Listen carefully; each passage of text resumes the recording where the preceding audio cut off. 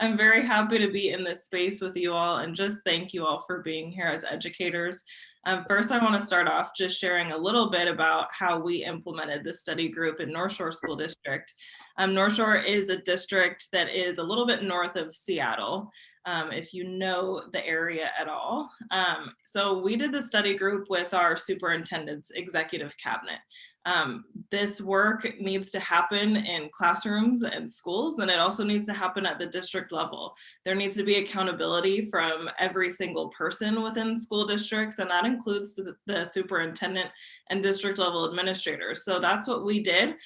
We gathered our group, we read the book, we had Jesse come in and he was able to talk with cabinet, and we were able to learn from that. And I think what cabinet did was they learned about the need to actionize the items in the book.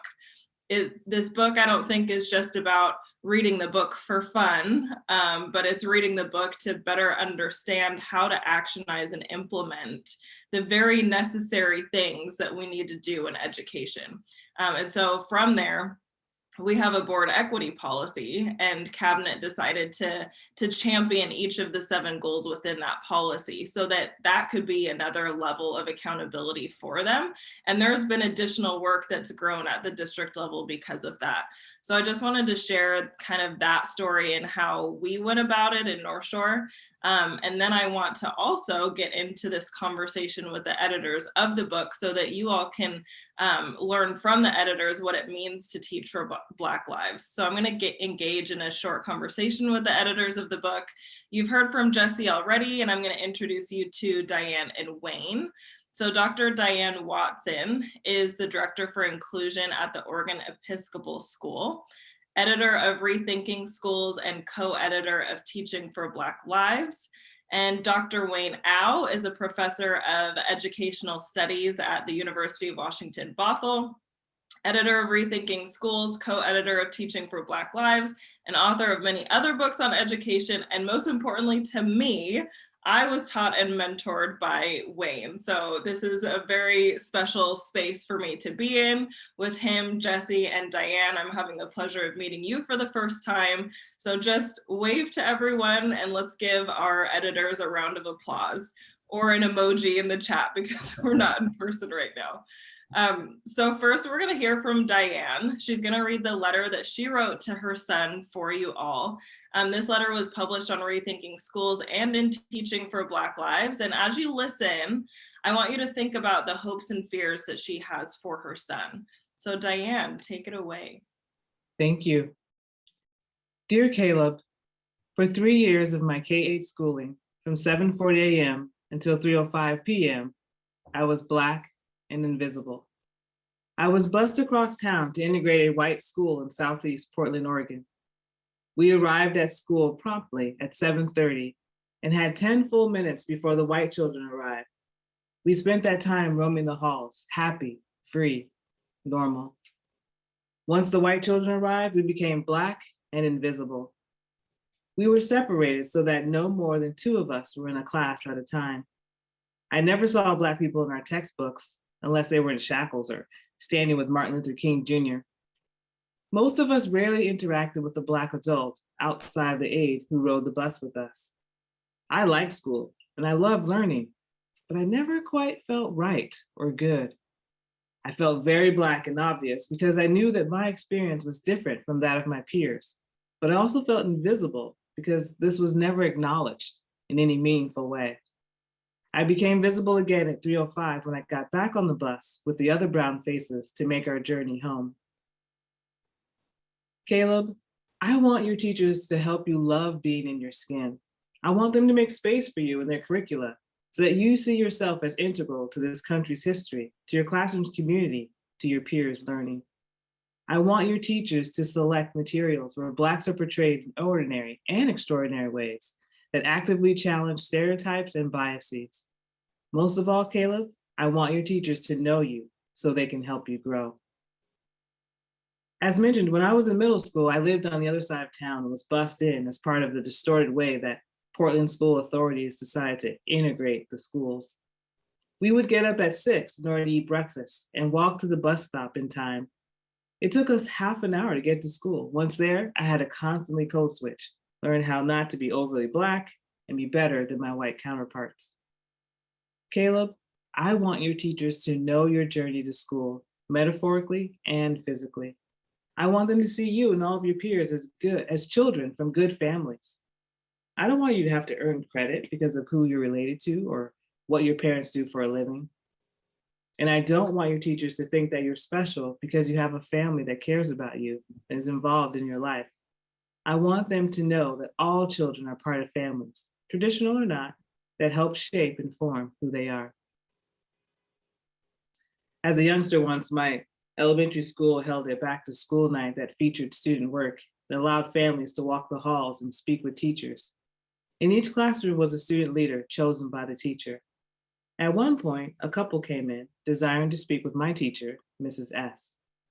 She was busy, so I thought I'd chat with them while they waited.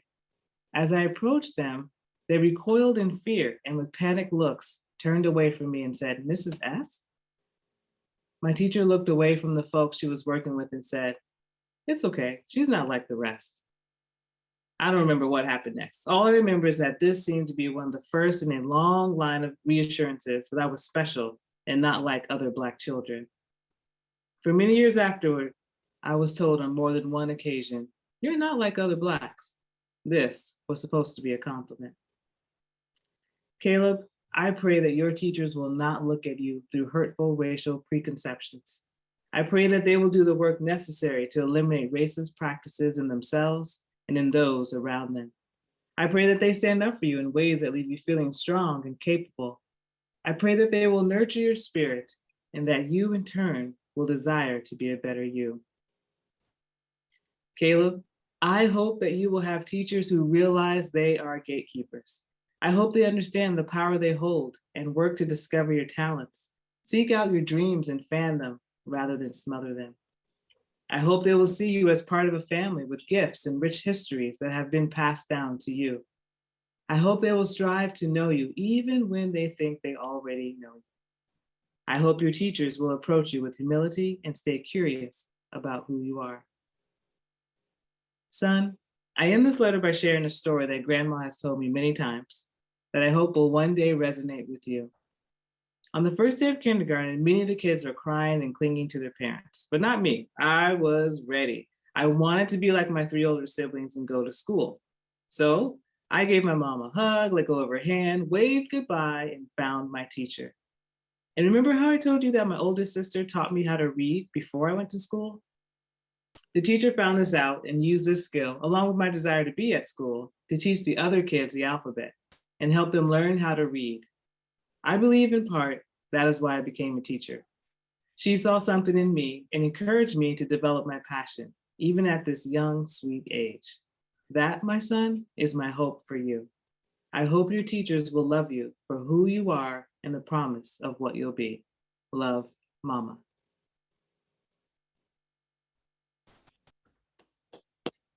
Can we just throw some emojis in the chat, up in the screen? Just put a lot of respect on Diane and the work that she's done. Thank you so much for reading that beautiful piece to your son. Thank you so much. Yeah.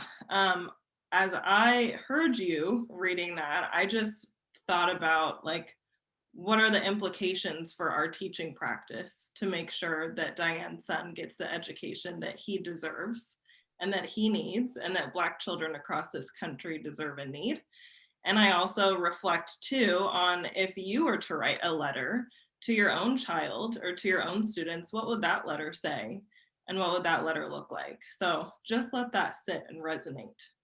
Thank you so much for being so responsive to Diane and giving her all of the kudos that she deserves. I appreciate it. We're gonna move forward and incorporate the additional editors of the book now. And I'd like to ask you all, there's so many beautiful pieces in Teaching for Black Lives, and I just wanna ask and hear from each of you, what's your favorite piece? Or maybe you have a couple because you can't pick just one. Let's start with Wayne because we haven't heard from you yet. Hi, thanks, Ava, and thanks, Diane. It's great to see you. Haven't seen Diane in a minute either, so it's really good to see you, Diane, at least by Zoom, if be better in person. But yeah, good morning, everybody. And I'm really happy to be here and really appreciative of Zen Education Project for helping support this work and continue to move this project, throughout the world. For me, actually, the answer is really easy, and it's almost cheating. It's the Baldwin piece, to talk to teachers, the oldest piece in the book. And Baldwin is Baldwin. I love Baldwin, and that piece was written in like 1963, I believe. And it is so incisive and, of course, so beautiful in the way that Baldwin writes. And it applies absolutely 100% to now, right? Which is both amazing and scary, I think. And because it's aimed right at teachers to try and really look, this is how racism works, how anti-Black racism works, and this is what the experience of Black children is in this country. And to try to get teachers to understand what is this work? What does it mean to teach Black children? And so yeah, so the Baldwin piece, is to me just amazing. But there's amazing pieces throughout the book, but that's just my favorite. Thank you, Wayne. Let's hear from Jesse next. Yeah, great to be with you all. I mean, there's so many pieces in here, but I think what I might choose is ones that I've had the most fun teaching with my students in the classroom. And one of those is from Adam Sanchez's lesson, Teaching the Student Nonviolent Coordinating Committee, Teaching SNCC. This one has been so fun to teach. He starts off his essay talking about quoting a student that says, "That's the problem with Black Lives Matter. We need a strong leader like Martin Luther King." And then he dives into asking them about, okay, well, tell me about the strong leaders from the civil rights movement. And they list the traditional figures that are often lifted up, but nobody had heard of the Student Nonviolent Coordinating Committee. And in fact, SNCC was one of the primary actors and one of the organizations that helped create the most change, from the Freedom Schools and the Freedom Summer to the Freedom Rides and so many of the major protests from Selma and beyond, right? That actually it was young people who broke the back of Jim Crow.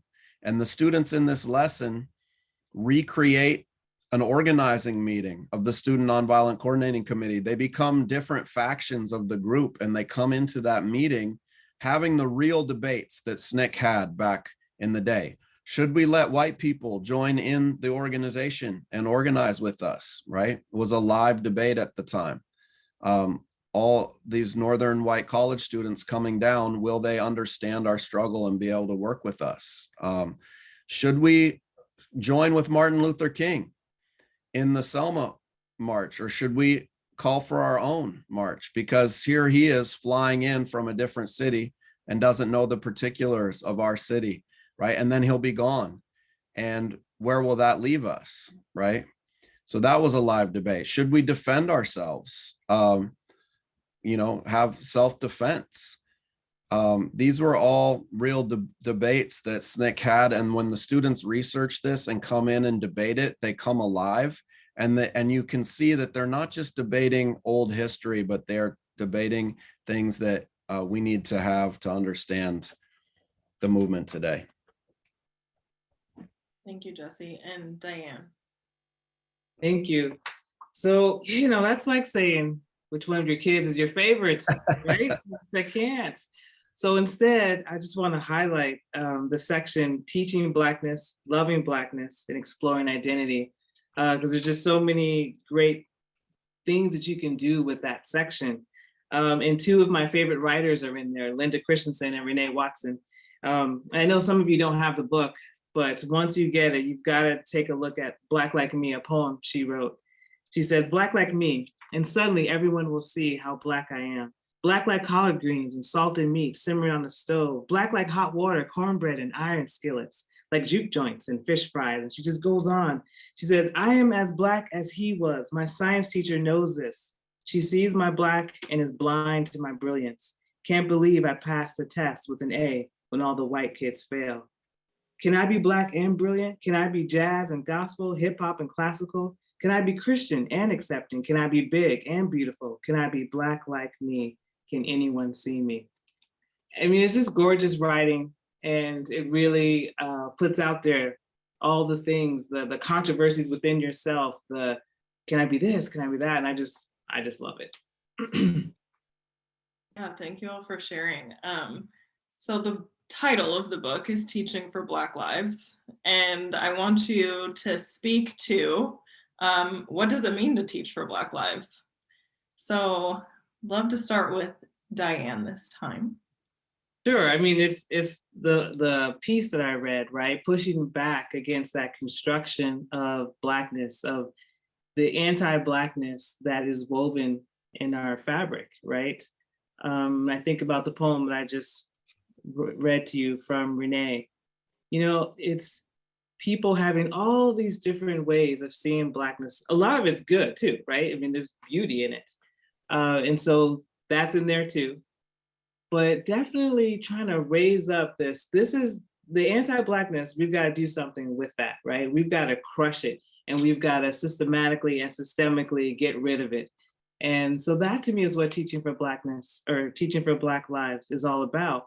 And the great thing about that, other groups will rise as well, right? So as Black folks get their due, as anti-Blackness gets eradicated, then anti-queerness, all these other things will also get eradicated. And to me, that is really the power of the movement.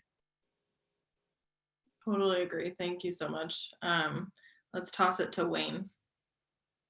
Yeah, everything Diane said, of course, and for me, as a non-Black POC, like I think it's important that we be understanding how white supremacy, is in part built on, at least partly built on, a foundation of dehumanizing Black people. That's what the basis of anti-Blackness really is, right? And so then to teach for Black lives is to do this, to encapsulate this fullness that Dan really talked about around, like, yes, there is anti-Black oppression for African Americans in this country, and it's historic and it's institutionalized and all these things, but then also that needs to be buttressed with deeper understandings of Black resistance, Black activism, and then also Black humanity, right? To really push back on the dehumanization. And so that's the beauty and the love and desire and all that other stuff that comes with it too. And so trying to find a way to encapsulate all that in our teaching, which isn't easy, is what's critical for me about teaching for Black lives. Yeah, I love that.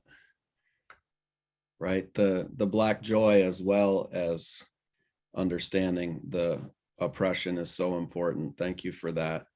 I would just add that I think, someone said it in the chat, it's intersectional.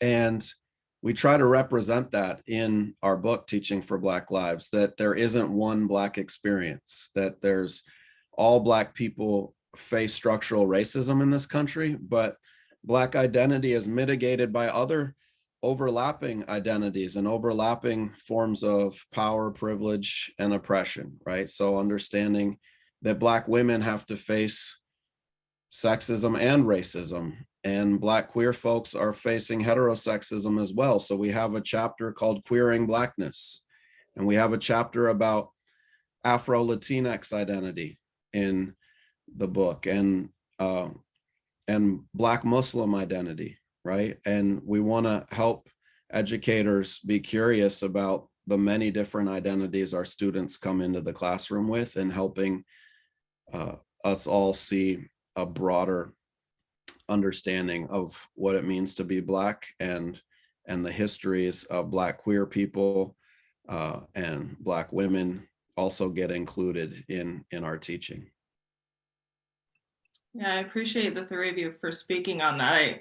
There's a quote that I continue to think about: Black history started before slavery. And I think, Diane, you started to get to that. And when you're starting to get to that, and how can we talk about that and talk about Black people and Black communities in humanizing ways and intersectional ways? And how can we as educators be mobilizing those solidarities? So I thank the three of you. I wish we had all day to talk about this, but we don't. So can all of the educators on the screen please give a huge round of applause emoji style to Diane, Wayne, and Jesse for their beautiful, important, and absolutely necessary work. Oh, thank you, Ava. We appreciate you. Yes, thank you so much.